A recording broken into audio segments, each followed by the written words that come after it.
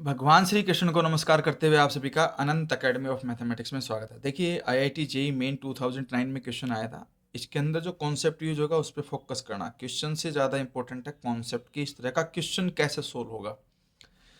और सब्सक्राइब करें और प्लेलिस्ट देखें आईआईटी जेईई पीवाईक्यू में, क्योंकि अब तक उसमें 58 क्वेश्चन ऑलरेडी डाउनलोड हो चुके हैं।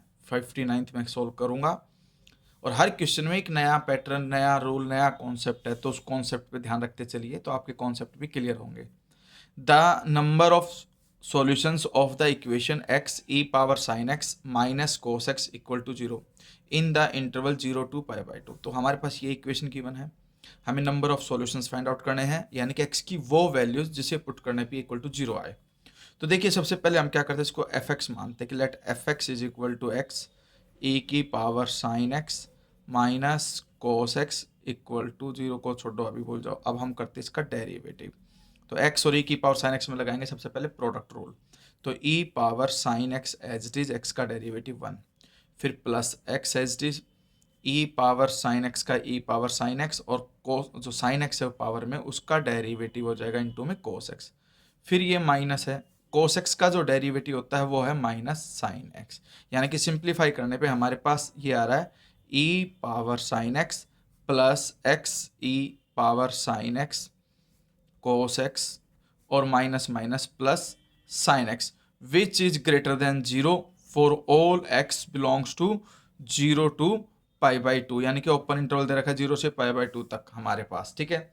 और कहीं पर भी नेगेटिव का साइन नहीं है। 0 से π/2 में ना तो साइन नेगेटिव होता है ना कोस नेगेटिव होता है, और e की वैल्यू तो कभी नेगेटिव होती नहीं, क्योंकि उसकी ऑलरेडी 2 और 3 के बीच में होती है वैल्यू, ठीक है। तो सारी वैल्यूज पॉजिटिव है तो उनका सम भी पॉजिटिव आएगा, इसलिए ग्रेटर देन 0। तो जब कभी भी आपके पास डेरिवेटिव पॉजिटिव आए तो इसका मतलब होता है f(x) is increasing, increasing function है, यानी कि हर इंक्रीज होती हुई वैल्यू के लिए फंक्शन की वैल्यू भी इंक्रीज होगी, कहीं पर भी वो लैक नहीं करेगी, कॉन्टिन्यूसली इंक्रीज होती चली जाएगी, ठीक है। अब इसका बेनिफिट हमें क्या मिलेगा, उसके लिए हम आएंगे अब वापस फंक्शन में, और स्मॉलेस्ट वैल्यू 0 है इस इंटरवल के अंदर, तो हम 0 पुट करेंगे। जैसे ही मैं क्वेश्चन के अंदर 0 पुट करता हूँ तो ये तो 0 हो गया, तो ये तो कंप्लीट, क्योंकि x की वजह से 0, कोस 0 1 होता है, आगे नेगेटिव है इसलिए -1 आ जाएगा। फिर मैं इसके अंदर π/2 पुट करूँगा, π/2 पुट करता हूँ तो ये तो x तो π/2 है ही, साइन π/2 की वैल्यू 1 होती है तो e की पावर 1, तो e रह गया, कोस π/2 0, तो सिर्फ ये वैल्यू आ गई। तो f0 की वैल्यू -1 है और f π/2 की वैल्यू है आपके पास π/2e। तो हमारे पास क्या होता है, जब हम नंबर लाइन पे -1 मान लो यहाँ है और यहाँ पे कोई वैल्यू आ गई π/2e, तो यहाँ से जैसे जैसे इंक्रीज होता चलेगा फंक्शन, तो एक वैल्यू ऐसी आएगी जिस पे आपका फंक्शन क्या हो जाएगा, 0 हो जाएगा।